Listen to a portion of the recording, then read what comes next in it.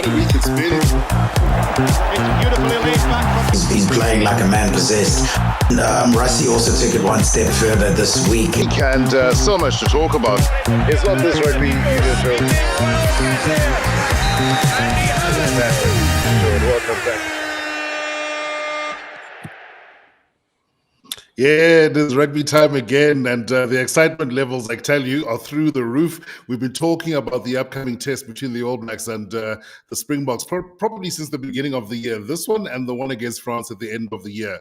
This break has felt particularly long from a Springbok men's point of view, but the Springbok women have also been doing us proud at the Rugby World Cup. But this is the big one. I think everybody before the Rugby Championship would have been pitting the Boks versus All Blacks at Eden Park as possibly the decider for the Rugby Championship. So it is a big one, but that competition is wide open, and I can't wait to get a chatting about it with my good old mate Sim.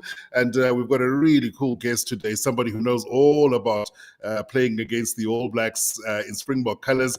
Yeah, but Sim, it's a wide open race. I've had so many people come up to me and say, hey, who's going to win? And I'm like, this is one that I don't want to call. But it does feel a little bit like a throwback to that Rugby World Cup final, or at least it's as momentous, it seems, as that match. Yeah, look, I thought I was looking forward to easily the best game, rugby game for the Springboks anyway, the biggest game for the Springboks since the Rugby World Cup. And I thought I was looking forward to that. And you've got everything you need. You've got Auckland, you've got 31 years of unbeaten rugby, you've got 50 tests where these guys have won 48 and only drawn 2. And you kind of you look at that and you get the team announced and you're sitting there and you're thinking, okay, the 2 teams have been announced. It's less than 48 hours to kick off. And then I see the and then I see the comments at basically, who our guest is, because you're sitting there and you think, okay, it's going to be a pretty big game. There's a lot of anticipation, but we hadn't even started. We barely started the show when Andre Skalpinar, aka General Dr. Dre, basically broke ranks and went, Sir Ray, fittest wing of all time, methinks. And obviously Sir Ray is none other than Ray Mordt, the former Springbok wing, who may or may not have scored a hat-trick at the very same ground, albeit in a losing cause at the time. Ray, a warm welcome to you, and we're gonna pick up Kola just now, but a warm welcome to you, and what an honor to have you.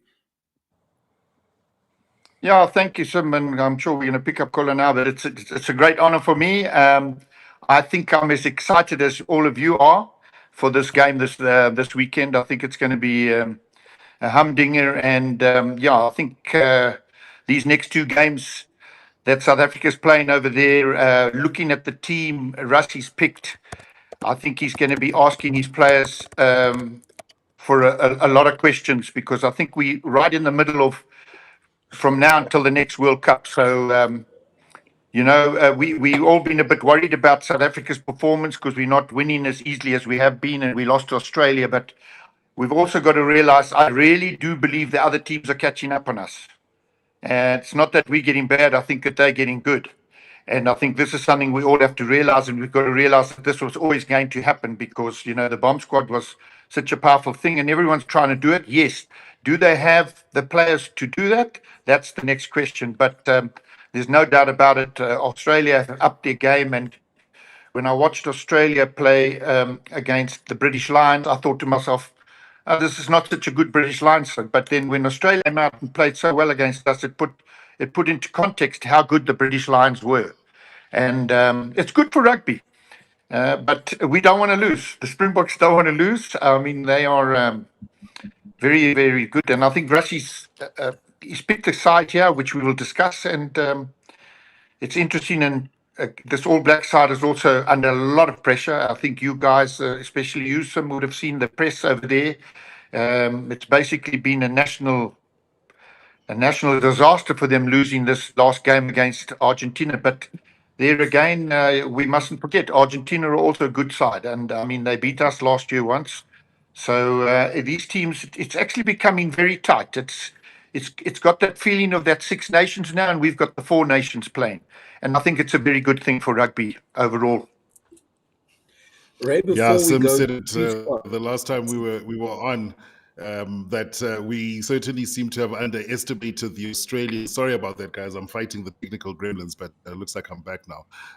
Certainly underestimated the Australians. The Australians, well, didn't underestimate the British and Irish Lions. The All Blacks maybe underestimated the Argentines as well, and as a result, wide open race.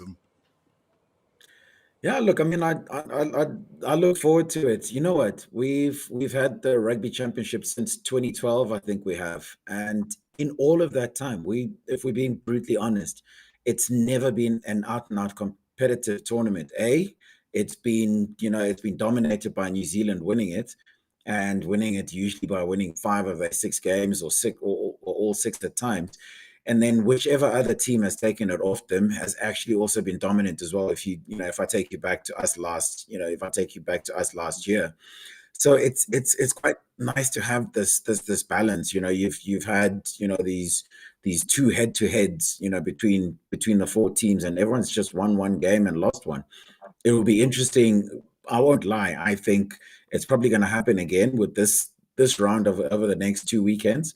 And if that is indeed the case, we finally have a tournament worthy of being called a tournament, simply because for once it's actually competitive. I actually think the one team that's going to win it is the one team that wins 2 of those head-to-heads, between whoever sort of like got the other team. So it'll be interesting to see exactly how it goes, and more importantly, I guess, for the Springboks and the All Blacks, the most important thing is to make sure that you try and win in Auckland, because then you can talk about winning the double header. But until then, all results are possible. Yeah, the spectre of Auckland. Ray, before we talk about this coming weekend, I'd love to talk about your experience of that, because it was a pretty historic time. That Flower Bomb Test tour is, I find, more famous in New Zealand than it is in South Africa. Not that South Africans weren't well aware of what was going down, but every time I've been to New Zealand, somebody, somewhere, in passing, in a pub, has mentioned it. How much of that sticks in your memory bank, just to how momentous an occasion it was, not just the rugby, but off the field as well, all of the politics that was playing out at the time? Yeah, a very good question, Kola. We were young. I was 22, 23, and we went on that tour not knowing anything about politics. And the real ultimate then was to play the All Blacks. Today it's a little bit different. British Lions is probably because we play the All Blacks so much. We play them every year, and I think we just went over there, and we were we were met by protesters from the word go, and so it was a Mordt tour, but we just wanted to play rugby. We didn't mind where we had to stay, what we had to do, even though the conditions were not the same to the build up of the game. But what we did experience is that New Zealand, it was a split country, because even families split up. Half the families would support the tour, half of them didn't want us there because of our situation.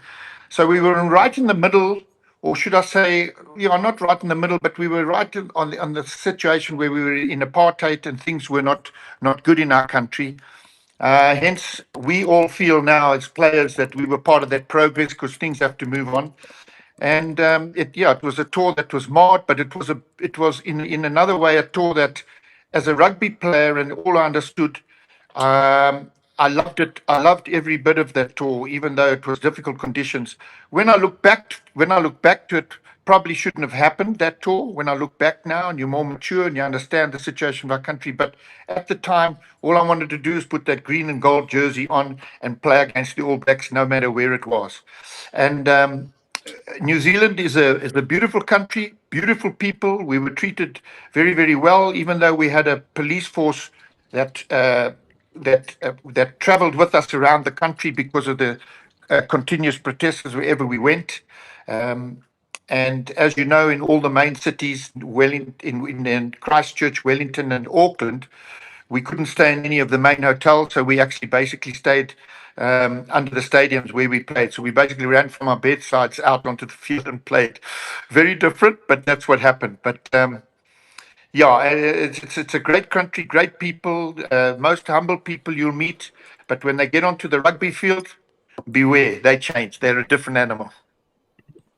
Yeah, it's war. I'm sure Sim will attest to this, just from having been to New Zealand a few times, that there are family members who still to this day don't speak to each other as a result of just how fractious that tour was. There's still people now in New Zealand who refuse to speak to their own fathers. Is just how much of an impact that series had on New Zealand life, on New Zealand politics, and it's only when you go there and you see for yourself how that tour affected not just South African politics, but New Zealand politics as well. So much change happened as a direct result of that. And I always think that the guys who are there in the moment, and like you say, you were a young man focused on the rugby, which, well, you should be, just don't understand the level of impact that had across both nations. And like I say, my experience is that for South Africans it's not as big as it is for New Zealanders. Yeah, look, I mean, when you obviously look at the players who went there, if you talk about, the players kind of focusing on the game, to this day, to perform at that level, you do need to sort of live in a bubble. It's very difficult to kind of like involve yourself in anything outside of that bubble and still be able to perform on the field. You need to, shut the rest of the free world out. It's still the rule. It's still how it works. But anyway, just looking back, obviously, I think that the reason it affected the New Zealanders so much was that I think the New Zealanders had always fancied themselves as being liberal politically, and what that tour showed them is that maybe there were elements of their own that weren't as as liberal as they thought they were, which led to obviously the fracture, as you put it. But if you come back to if you come back to South African fans, we up until probably about 4 years ago, we had the Cape Crusaders, South African fans who support New Zealanders religiously, despite the fact that the Boks had won probably 2 World Cups by then. So it's that those are the remnants of all of that stuff. It's almost like two sides of the same coin, Yeah, thanks for the comments. Continue, Ray. Continue. No, I agree with him. The thing is, the way we look at it, as players then, it's like, these things happened. It was to protest tour, and I know it cost New Zealand government, I think it was $11 million, which is a lot of money, and they're not the richest, country around. I think the rand was stronger than the New Zealand dollar then. At the same time, because I remember, I think our allowance a day were there was about 8 or 9 or 10 New Zealand dollars a day or something like that. That was our allowance there. You could get a haircut and maybe a lunch or something. But the big thing is, what I look at it is that we were part of the progress. We met beautiful people. We met the Maori people. We still have friends there that happened. And and as we got older and I got back here, I'll never regret going. But you probably sit down and you think, possibly the tour shouldn't have happened, But we're part of the progress of where we are today. There's no doubt about it. That's the way I look at it. And it's sport. Sport brings everyone together. And if you look at our country today and how much our sport, you watch our ladies the other day beating Italy to get into the quarterfinals of the World Cup. It's just amazing. Yeah. I mean, the way they reacted afterwards, you would thought they'd won the World Cup because they've achieved something very, very special in such a short time. And I've been watching the ladies play. It's brought a big interest to me in watching them, because I'll tell you what, there's some good players there. Yeah, yeah, and it's a different type of skill as well. I just find that their handling is so slick. Obviously, it's not as physical as the men's game, but it's got a bit of that magic dust on it. But yeah, Ray, I mean, you could look back at that tour with regret, but also it was part of the march of history. Thanks so much for the regulars who are joining us all in the game. Always good to hear from you, Andre.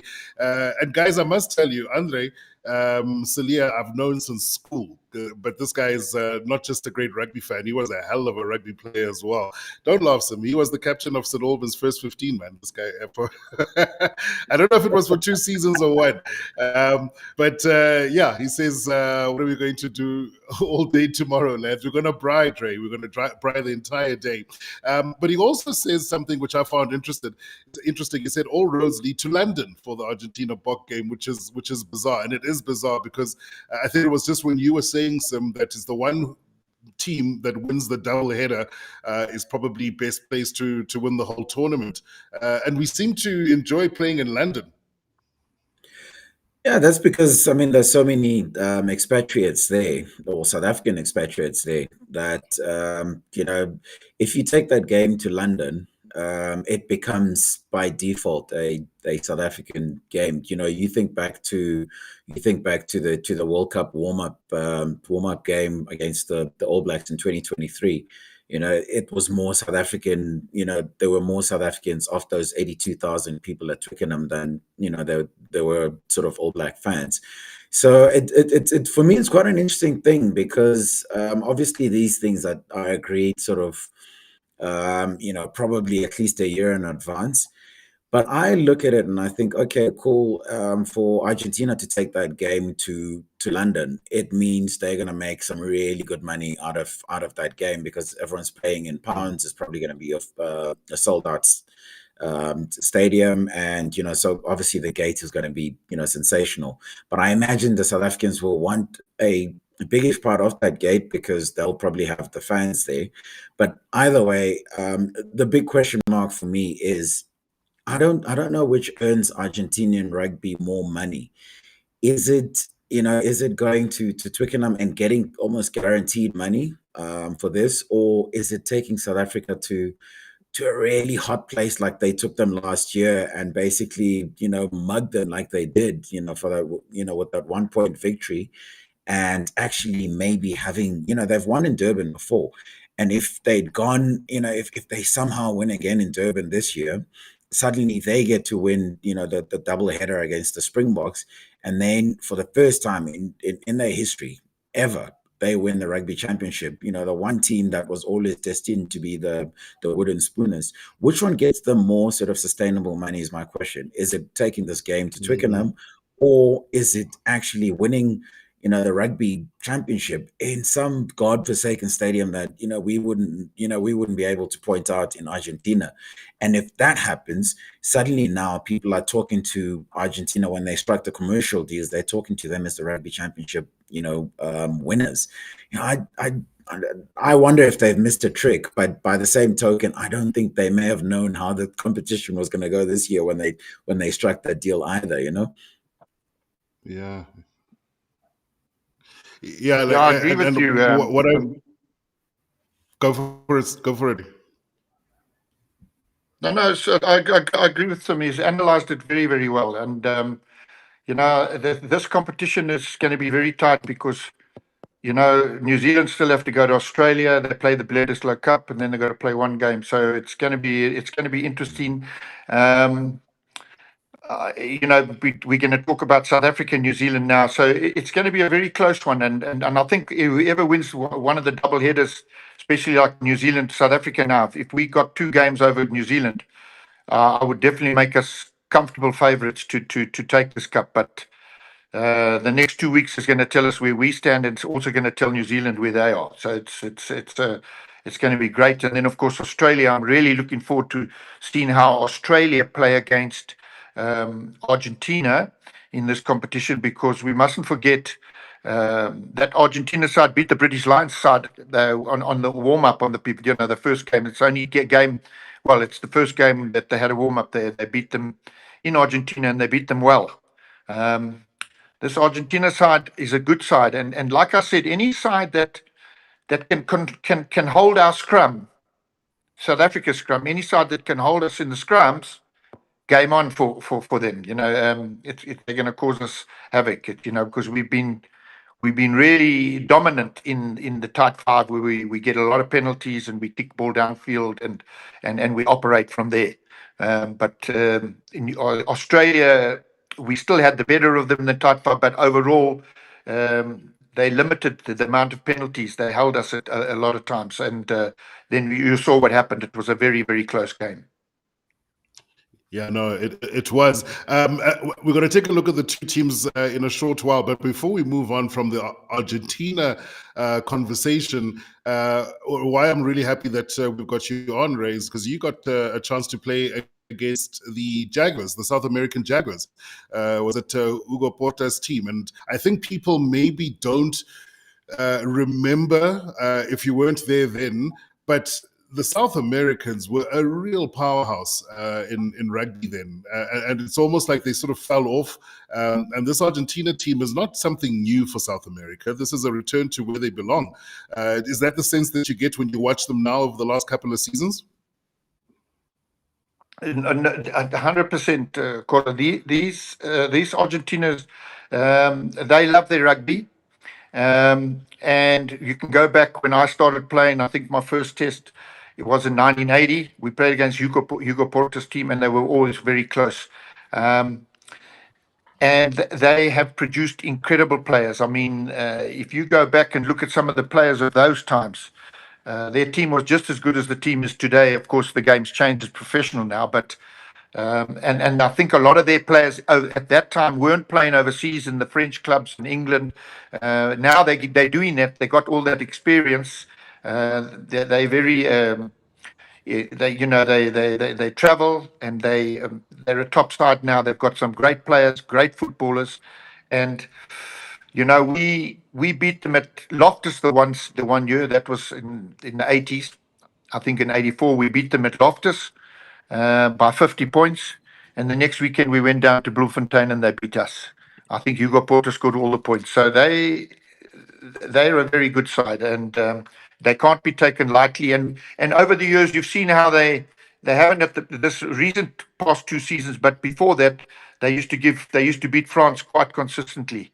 So they're a side on their day can beat any of the sides in the world. So that's why, hence they're in the top 10 in the world, and on their day. It's fantastic to see that they beat the All Blacks last week, and they beat them convincingly, because I watched that game. They were definitely the better side. They played the better rugby, and I also think they were always known in the years when we played. They were always known for their scrummaging, and then of course that went away. And I think slowly but surely they're getting back to having that front row and tight five that can compete with anything in the world at the moment. Yeah, but they've got flair, man. One in the game saying, dare I say, Argentina or the Americas, he says, should be part of the rotation on the British and Irish Lions tour. Would love a World Cup in Argentina. They should be the 2035 World Cup. Yeah, we should have also hosted the last one as well, but we won't go there. Sore memories. I think it's time to get into those matches, because there are some incredible matchups coming up this weekend. And also, I just wondered, you were talking about the strength of the scrum of anyone who takes on the Springboks. If the All Blacks this coming weekend don't maybe have the better bench or the better, quote, bomb squad when you look at the tight five, it's going to be massive tussles. But I want to see if Paul's got that Springbok squad up, can put that Springbok squad up for us so we can take a look at some of those selections. And let's go from forward to to the back. Thomas Tutoy certainly, I think, has risen in his stocks. He was rested for the last match. No surprise, I think at 4, Ruan Norquia has played very well. He gets about. Maybe it was a toss-up as to who would start. The big one in that pack for me is Siya Kolisi at 8, not captain, which tells me, Sim, that he wasn't meant to play this weekend, Olsia. That's at least the indications from the camp. Yeah, it's weird when you look at the squad itself. It looks quite settled and it looks almost uneventful by Rassi's sort of standards, because we've gotten used to the naming of the Springbok squad for whatever test being a bit of an event, the popcorn moment, where you sit and you think, what's Rassie going to do now? But I think the interesting thing, I mean, you talk about Thomas Tutoy. When I look at the squad, I wonder if he's the one that should be starting, because he's obviously off the two tight head props in the 23. He's the more mobile one. So I wonder if he shouldn't have come off the bench, because he's more mobile and Wilco's seen as as the bigger sort of scrummager of the two. Ruan here, I would have I would have backed the the Blood Brothers Part 2, which is Eben Etzebeth and Loot de Jager, maybe to start with, and then you can fiddle around with Ruan, and probably, in my opinion, again, and Ardie Savea for a bomb squad bench, which because I'm sitting and I'm just like looking. We've been saying all along, since Rassie and them came in, since we stumbled across the idea of the bomb squad, which is probably towards the end of 2018, that to beat New Zealand, you have to play the bomb squad, because what you essentially try to do is you keep their forwards so occupied, because their forwards are different to other forwards elsewhere around the world. They like to play a bit of ball as well. So you keep them so occupied with battles that by the time the opportunity comes to actually play, they're not so keen to actually play anymore, because they're just so tired from all the physicality that's gone before. So I'm surprised there's no 6-2 split on the bench. There's no Ardie Savea. And you talk about Siya, clearly he wasn't supposed to play. It's just that unfortunately Jean-Luc, that guy has to be the unluckiest rugby player in. He is the unluckiest Springbok ever. He has to be at the moment, because the path was clear for him to play, against Australia in the test in Cape Town. He got that gastric illness, and then the next thing that happened now is that he's done his knee, and he's actually on his way back, which is awful for the guy. You sit and you think finally his chance has come. He's been a Springbok for 9 years, has Jean-Luc. 9 years, 14 caps, and I think the last start he had for the Boks was in 2017 or something. Or sorry, 7 years or something silly like that. It's about 6 or 7 years. Yeah, how unlucky can one guy be? So I look at the squad. I mean, it does look uneventful for the most part, but there are sort of like a few question marks. And then, of course, one of the bigger ones for me is, someone like Ethan Hooker. Ethan Hooker he's played 20 odd minutes for the Springboks against Italy in a game the Boks won 45-0. So it's not like, he played in a particularly tight game. And now he's probably in the biggest game that the Boks are going to play between now and the next World Cup, or, the two World Cups, last one and the next one. And you've got a 22-year-old that you've basically given the keys to and said, what, let's see what you've got in the biggest possible game we could see it. And I like the idea, but, you wonder, if it's not going to be a bit too much for him. Yeah, I think he's a victim, Ethan Hooker, of one, his own success, because everybody wants to see him go in the green and gold, but two, of the Springboks' poor start to the international window, because I think had things gone according to plan, he would have had a few more minutes before this big match. But Ray, when we spoke offline before this, the first thing you asked me, and no surprise, were who the wings, which is typical for Ray Mordt to ask. And no surprise with Cheston Colby. Ardenstey is obviously injured, but Kanan Moody, for me, toss up whether it was going to be him or Mapimpi. But when I look at that selection of Kanan Moody, I look at the selection at 10 of Andre Pollard, and something tells me we're going to try and pepper them with the Bombs, although Aphelele Fassi is arguably one of the best players, if not the best, under that high ball at the moment, as an attacking weapon, that kick and chase is something that's worked before. I'm not going to try and get you to go into the mind of Rassie Erasmus, but I do like the look of selecting towards the future, with Hooker on the bench, with Moody starting. Grant Williams seems to have cemented his place as well. Damien and Jesse obviously are the experienced campaigners, and I'd argue that you need them there. But I look at the kicking options we've got there, and it looks like we're going to be kicking on them a bit, not exclusively, but it should factor. Yeah, if you know what I look at here, gentlemen, is I saw Scott Robinson, the All Blacks coach. He mentioned it. He said that there's a lot more to South Africa at the moment. There's a lot more to their game. Hence, what we did the first 20 minutes in the first test against Australia, we showed we can move that ball around, and then we got a bit loose and things went pear-shaped. But but he said the big thing is he knows that we're going to go back to our DNA, which we all said is going to be kicking. So I agree with you. They're going to be kicking over the top. With this team here, you see, I don't think we're dominating possession as much as we used to with the ball. We used to get a lot of ball and we used to dominate the possession as much as the ball. And that's why I think he's brought in a guy like Ruan Nokia. I mean, Ruan Nokia is a workhorse. He reminds me of a young Mordt. He doesn't get tired. And a big thing, guys, in a test matches like this is what you're doing when you haven't got the ball. How good is your work rate when you haven't got the ball? Because most of the time you haven't. How many tackles are you making? How many rucks are you hitting? Your cross defense? Are you getting in a position in the right area? Are these are going to be, this is what's going to happen. So you're going to need guys that are very much a working team, a team that really worked hard for each other. Thomas Tutoy, I've always liked him. He's a good player, but I agree. I think Sim mentioned I'm not sure he's the very best scrummer. So possibly, he could have come off the bench. When I look at of course, Willie Leroux at the back, we know what Willie can do. We know how much skill he's got, how much talent he's got. I said to the guys, during the week, this is my own view. I said, you know what? One of the best guys on the high ball and best players in the world at the moment is Cheslin Kolbe, and he used to be a fullback. I would have maybe put him at fullback.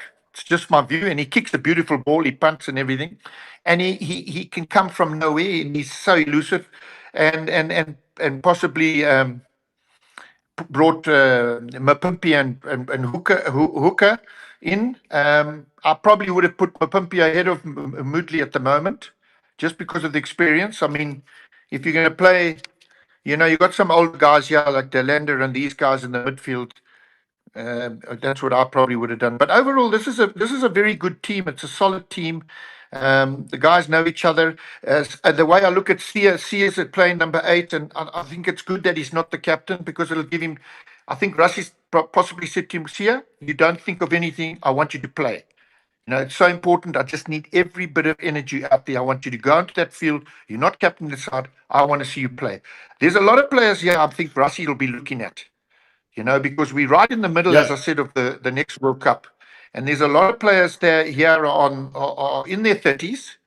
And Rassie will be looking at them very hard over these next 2 games to see, can they get me another 2 years down the line? Because it's quite a tight situation. So, and of course, Jesse's captain, he's a fitness fanatic. Damon Delander, he never has a bad game.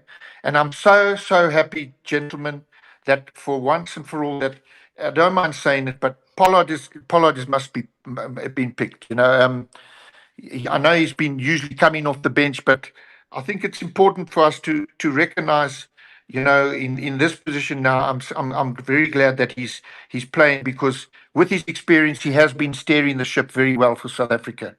So and the bench we've got, I think it's Diak is going to come off. Jan Hendrik Wessels is very exciting. And you know what we're going to get out of Kwagga. So we've also got a very, very powerful bench. So It's going to be a tight one. It's going to be a great game, and I think I agree with you guys. There's going to be a lot of kicking and trying to get territorial possession, and then work from there. Discipline's going to play a vital role. It's going to be absolutely vital, because I think this test match, unless it's a very difficult kick or conditions are very bad, people are going to take their points. They're going to take their 3 points if they can get it. Yeah, no, and we've not been really good in terms of discipline over the last little bit. I think Marco van Staden has given away five penalties single-handedly in 2 test matches. So, it's good to see him back there. But I absolutely agree. When it comes to discipline and how much it's going to potentially hurt the team that doesn't come out. But so I look also at the lack of a bomb squad, I suppose, because we've got 5-3. On the bench. We haven't seen this. I even heard somebody saying, or an article suggesting we're going backwards because the bomb squad is gone.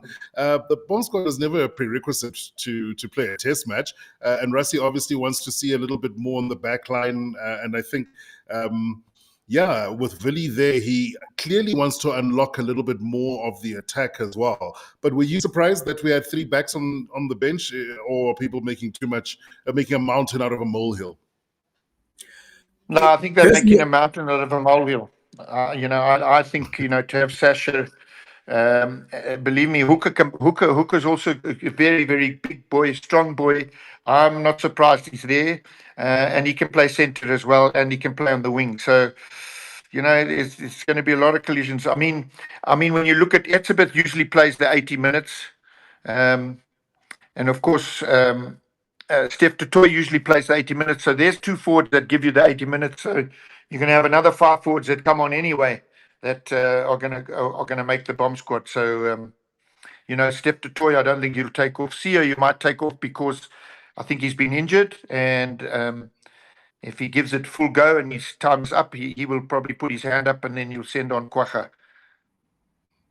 Yeah, I agree. Even Eben goes a full 80 these days as well. So he's ready for it. But those 3 backs on the bench?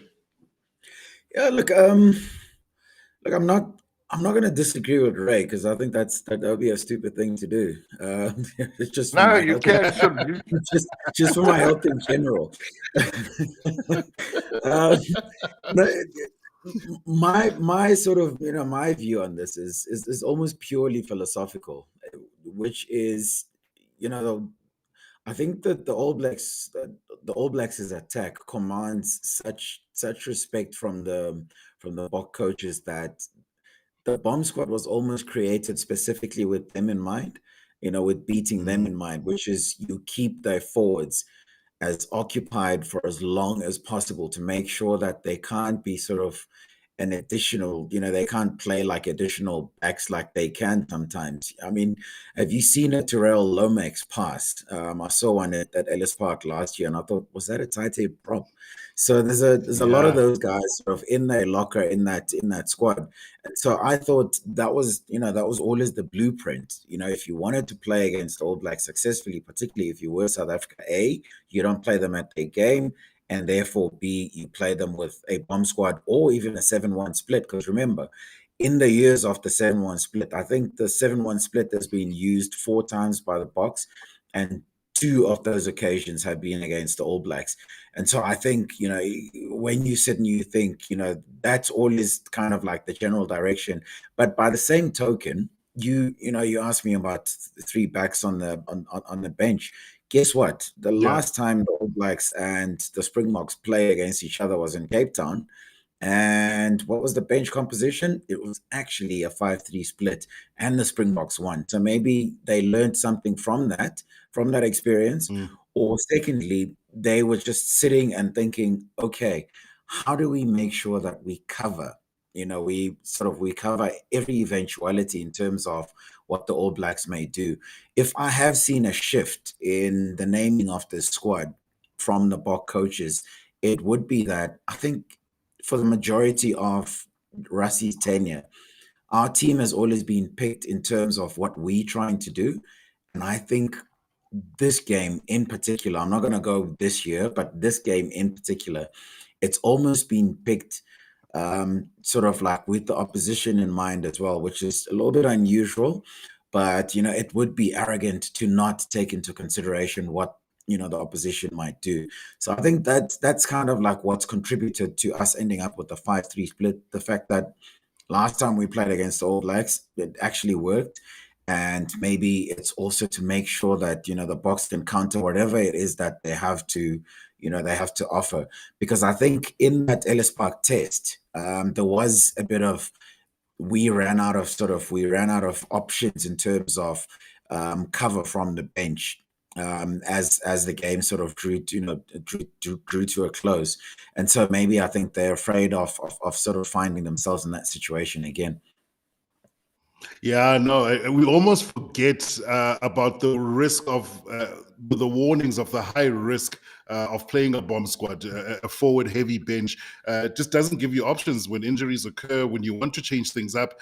And I think it's quite nice to see them go back to something that we've known always works, but then the option of the bomb squad remains in the Springbok armory, as it were.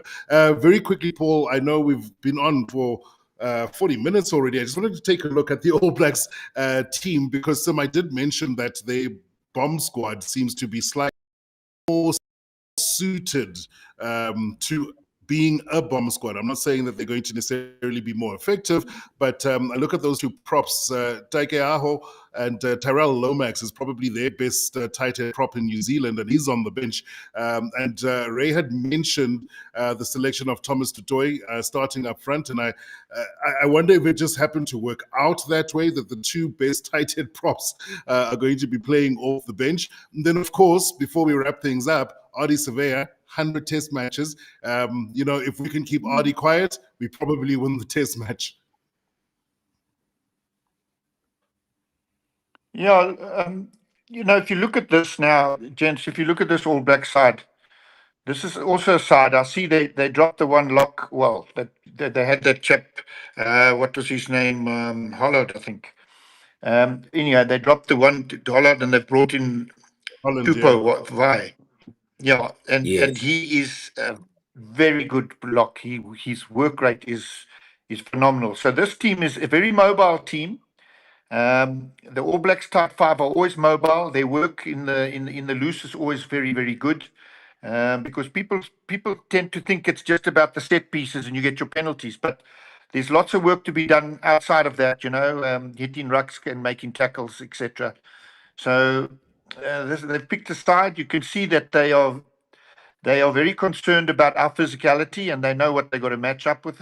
And of course, their backline, Siya Kolisi, I mean, he's been an absolute legend. He's a real credit to the rugby game worldwide. A very special individual, and we'll all salute him on Saturday. But the backline, and this guy Wallace Smith is another great player at number 8, really good player. And then of course their backline, they're battling. They said with Finn Christie, the scrum half, but they've got a few injuries there. But then the rest of the backline they're really, really experienced guys. And these players have all played against each other many, many times. They know each other, and it's going to see who can shut who out, and who can take the opportunities if they do come. It's going to be a real test for both sides.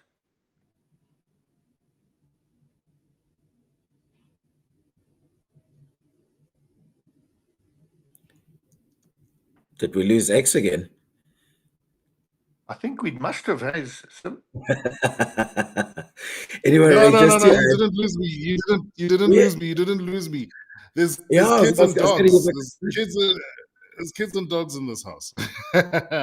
No, I was just saying that Ray, you're very, very right. If you look at the All Blacks, Finley Christie takes a lot of criticism, seems to be just one of those guys, but he did so well for the Blues all the way up into the Super Rugby final. Rico Ioane has been moved from the centers to the wing. That maybe might be a little bit unsettling for them.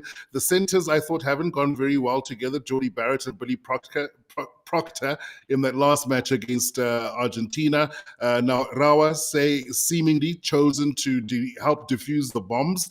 Will Jordan is a good finisher, but I prefer him on the wing rather than at fullback, but still very, very dangerous. And then, of course, Ardie Savea, I think the 15th All Black to become a Centurion. And this guy is the highest scoring forward in New Zealand history. He's just absolutely unplayable. And Sim, final thought, whenever it seemed we traveled to New Zealand and we had somebody hitting a milestone, we would buckle under the pressure, as it were. The All Blacks always seemed, and this wasn't the case last weekend, always seemed to celebrate a Centurion, celebrate a 50th Test cap with a win. It almost spurred them on and drove them. But I do think the pressures are different these days too, when we were consistently losing to the All Blacks in New Zealand. Well, I'll start with a milestone, and then I'll talk about consistently losing to the All Blacks in New Zealand. Look, the milestone thing, I think sometimes it can be both a blessing and a bit of a curse, simply because it almost splits your focus as a team. Because now all of a sudden you're not just playing to win; you're almost playing to win for one of your number. Obviously whoever's celebrating that milestone as well.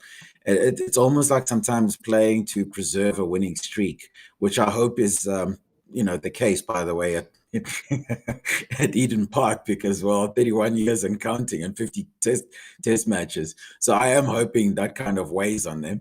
But in terms of us winning in New Zealand, let's be realistic here. Somebody asked me today who the favorites were to win this game, and obviously they thinking was that the Boks have won the last 4 matches in a row, and then I kind of said, okay, well, first things first, we're playing at a stadium where they haven't lost in 31 years. We're playing at a stadium where they've won 48 tests and drawn 2 over that period. And then we're also playing in a country where, since readmission, we've only won 4 matches in total. 4 and 1 draw, I think, ironically, at Eden Park. At Eden Park. Yeah, in 94. So the bigger point I'm trying to make here is we don't often win there, which basically means we are obviously, the underdogs going into this. It doesn't matter how you want to look at it. I mean, I would bring Ray into this and say to him, I mean, Ray knows better than any of us. Ray scored a hat-trick in that stadium and still somehow emerged on the wrong side of the result. 25-22, I think the final score was, which for me is insane. Anytime you score a hat-trick, you expect to win this thing. Actually, if I would ask a question, it would be, Ray, what makes it so difficult to play in that stadium and maybe by extension that country? Yeah, look, the thing is, like I said, them losing to Argentina, it's the first time in the history that they lost to Argentina in Argentina.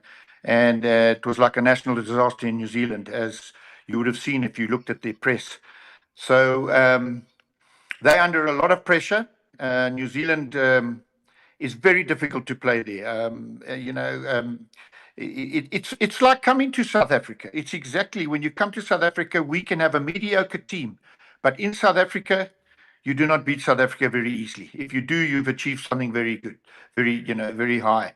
And it's exactly the same in New Zealand. In New Zealand, you go there, and believe me, you're going to be met with a serious game. And that's why Russie's been over there 2 weeks, or going to be 2 weeks by the time the weekend comes. I think Russie realized how serious this is. I think Russie for South Africa, as we all know, has been a genius, and he's been over there for this long for a reason, that he wants to win this game. He wants the players to win this game. He wants to prove a point that, some of these players are still going to be around in the next 2 years, and it starts now. So this is going to be a very, very interesting next 2 weeks. If we can come out of this tour, my personal view, with a 1-1, 1 victory, 1 loss, I'll be very, very pleased. But it is extremely difficult to be in the backyard of New Zealand after they've just had a loss in the way they have, and been disgraced by the rest of the country and the supporters, they're going to come back with a very, very big bang. And we just got to be ready to meet it, because we have a lot of experience in our side, as they do, and I think it's going to be very, very, very close. It's discipline's going to play a big role, but yeah, not an easy place to do it. Well, thanks very much for all of the comments, guys. At the same time, sorry, Kola, if I can say, you must know, it's also, as a player now, if you're one of those players and the coaches, it's an absolute honor to be there for your country.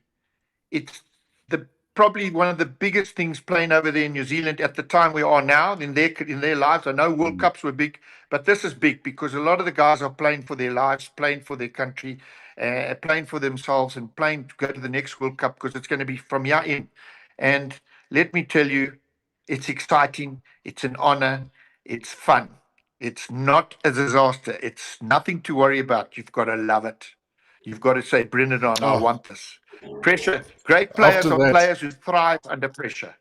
Great players are players who thrive under pressure, who love pressure, and that's what you've got to go out there and do it as a team. After that little bit, Ray, I'm going to start my braai at about 7 o'clock, and I'll be roaring ready by the time kickoff comes. We're going to wrap up with a couple of comments, guys, and thank you so much for them. Andre with he's saying ready for Cheslin to shine. He's a big game kind of guy, and if you look at that selection, there are a couple of big name players there. Also saying a notable example, and this is talking about the Bombs and the success of the high ball against New Zealand. Notable example came in their recent fixture against Argentina, he says, where the Pumas reportedly achieved a remarkable 50% success rate with their contestable kicks, while the All Blacks managed 12.5. Dre has been absolutely statistically, because we spoke about the fact that the Kiwis seem to come to the party whenever a centurion is celebrated, but that's right, Cody Taylor celebrated his 100th against Argentina, and they went on to lose it, so well noted there. And another one saying South Africa haven't won there in 88 years. Donnie Craven played number 9 in that game with Philip now captain at 8. He's not that old, guys. I know, Andre. He's not that old. Thanks is like, it's that. I mean, that comment is like literally like saying, even Donnie Craven was still in shorts back then. Exactly. That's how long ago. That's how long ago. And then all of the game. Thanks very much for that. Was asking, will Argentina win at least one of their games versus Australia? Let me go down the line because this is what you guys are used to. Okay, Sim says yes. Ray, do you think Argentina will get one over the Aussies? At least one? I agree with Sim. Definitely. Yeah, no, definitely. Me too. I think that it should. No, they should. And after all of this chat, I'd laugh if we turn around after this tour and say, oh, clearly Rassie was targeting the Wellington test and, Eden Park had nothing to do with it. But yeah, knowing Rassie, anything is possible. Not a chance. No, it's a big one. There's a lot of history on the line. We haven't won this since 1937, I think it is. There's a centurion on the field. There's all to play for in terms of the rugby championship. There's probably also a hooker in the centers, which just makes it all that much more exciting. Raymond, I'm going to release you. We've spoken for longer than I promised we would, but that's because we want to have you back. We want to have this conversation again. We absolutely everybody loves Raymond. Everyone loves Raymond. So Ray, thank you so much, man, for joining us. It's such a pleasure to catch up with you. Thank you so much. It's been an honor for me, and I appreciate it. Thank you very much, gentlemen. Really looking forward to it. We will. We absolutely will. Thank you very much for all the comments and the questions. We love it. Keep it coming. If you like this kind of content, share it with your friends. Subscribe so you get the notification bells when we are back on. And Sim, looking forward to a biggie. I'm glad it's early. I guess it means you can get a fine earlier on the weekend and enjoy the Sunday, and we'll reflect back. Yeah, look, I look forward to it. I do have to work. I have to, but the game is so early. I'll be able to go out and have a drink like normal people at about 3 o'clock or whatever it is on Saturday. So I look forward to that. Nice. Thank you very much, everyone. And yeah, we'll catch you again on the flip side, hopefully after a Springbok win in Eden Park. But it's going to be a tough one and too close to call. I mean, it feels like the biggest match that we've been in since the World Cup final against the Kiwis. Maybe. Thanks, Tim. Thanks, guys. Cheers. Hey guys, if you like what you see and you want to support the show, we want you to be part of That Rugby Union Show family. Then just hit the like button, subscribe to the show, tell your friends, make sure you join us every time we're on. Slap that bell. There are new episodes every week. Don't miss it.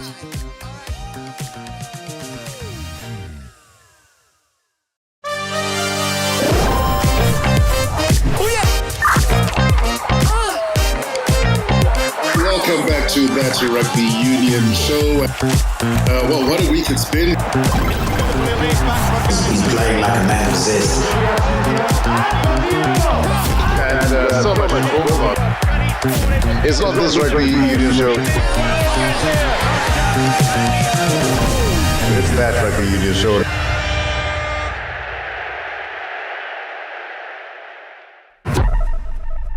Sweet.